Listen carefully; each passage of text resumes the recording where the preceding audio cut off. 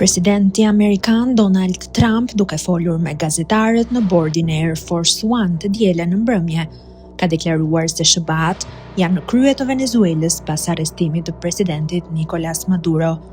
Ndër të tjera, ai nënvizoi se SHBA-t ishin përgatitur për veprime të mëtejshme ushtarake në Venezuelë, por deri më tani nuk ishin qenë të nevojshme, duke shtuar se kjo mund të ndryshojë nëse nuk sillen siç duhet. Ne kemi kontrollin në Venezuelë, kemi të bëjmë me njerëz që sapo kanë marrë detyrën. Mos më pyesni se kush është në krye, sepse do t'ju jap një përgjigje që do të jetë shumë e diskutueshme, u shpreh Trump. Ai nënvizoi se do të ishte e vështirë për Havanën të mbahej pa marrë naftë venezueliane të subvencionuar shumë. Gjatë kësaj interviste, Trump gjithashtu paralajmëroi homologun e tij Gustavo Petro se do të dërgonte një mision amerikan në vendin e tij të ngjashëm, me atë që sulmoi disa zona të Venezuelës dhe çoi në kapjen e Maduros.